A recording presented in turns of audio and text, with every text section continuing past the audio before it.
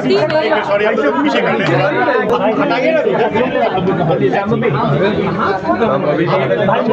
शान किशोर ने कई सारे आपके फादर पे आरोप आज भी लगाए हैं, क्या कहेंगे जिस तरीके से एलिगेशन वो लगातार लगा रहे हैं? देखिए, हमको लगता है कि राजनीति में और स्पेशली जब चुनाव आता है तब आरोप और प्रत्यारोप हर समय हर किसी पे लगते रहते हैं। ये कोई नई बात नहीं है। इसको लोग एज अ टूल यूज करते हैं मीडिया में अपना रेलेवेंस बनाए रखने के लिए।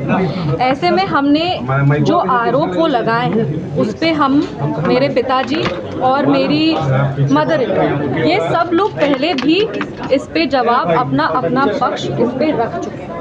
लेकिन वो बार बार जिस तरीके से आरोप लगा रहे हैं, हम फिर कह रहे हैं कि सारे आरोपों का कोई आधार नहीं है।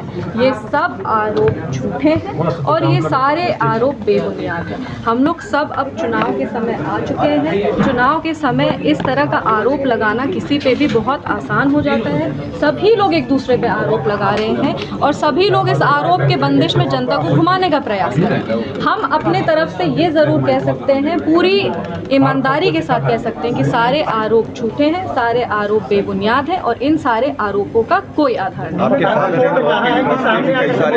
आपके फादर इन लॉ के ट्रस्ट पे वो आरोप लगा रहे हैं कि देखिए, उन्होंने आज अपने प्रेस कॉन्फ्रेंस में एक पर्सनल अटैक भी किया है। अगर आप उस प्रेस कॉन्फ्रेंस को ध्यान से सुनेंगे, हमने पहले भी कहा था अपने ससुर जी के बारे में और उस समय सब लोगों ने कहा था कि टॉपिक को डाइवर्ट करने का कोशिश किया जा रहा है। पर आज जो प्रेस कॉन्फ्रेंस किए हैं, उन्होंने खुद मेरे ससुर जी का नाम अपने प्रेस कॉन्फ्रेंस में लिया है।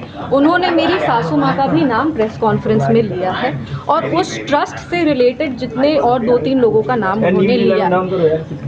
इतने ध्यान से हम प्रेस कॉन्फ्रेंस देख नहीं पाए क्योंकि हम यहाँ थे, पर हमको इतना ज़रूर पता है कि उन्होंने एक पर्सनल अटैक भी किया है मेरे ससुर जी का नाम लेकर के, कि उनके जाने के बाद हम लोग जान के ये सब कर रहे हैं। जो भी जैसा भी उन लोग पर्सनल अटैक किए हैं, वो देखिए ये दिखाता है कि उनकी सोच कैसी है। मेरी मदर इन लॉ राजनीतिक परिवार से वो आती नहीं है। वो कभी भी पब्लिक लाइफ में वो रही नहीं है, ना ही वो कभी ऐसे प्रेस कॉन्फ्रेंस हो या मीडिया के सामने आना हो, इस तरीके से वो कभी भी आके पहले बात नहीं की। लेकिन जब उन्होंने आरोप लगाए, जब उन पर आरोप लगे थे, तब वो अपने स्तर से जितना बोल सकती थी मीडिया में आकर के, उन्होंने अपने पक्ष को रखा। उन्होंने उसी समय कहा कि ट्रस्ट पूरी ईमानदारी के साथ क्लीन होकर के अपना काम करता है। ये ट्रस्ट आचार्य किशोर कुणाल जी के विचारों पे, उनकी जो ईमानदारी का आधार था, उस पे ये ट्रस्ट चलता है। ये ट्रस्ट का पेपर सारा क्लीन है। ऐसा कुछ भी नहीं है जो ये ट्रस्ट गलत किया है। और अगर ज़रूरत पड़े तो जिस तरीके से वो क्लिप भी हम दिखा देंगे जिसमें वो सारा कागज़ लेकर के बैठी थी।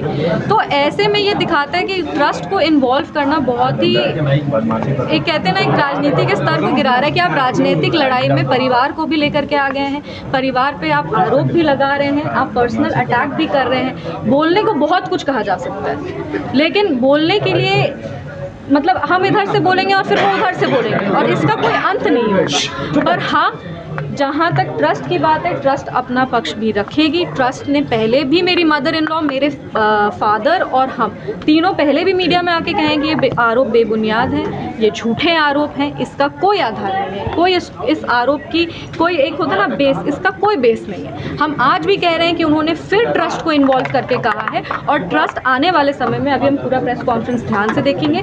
एक हम लोग ट्रस्ट के जितने भी लोग हैं, हम ट्रस्ट से डायरेक्टली रिलेटेड नहीं है। ट्रस्ट के जितने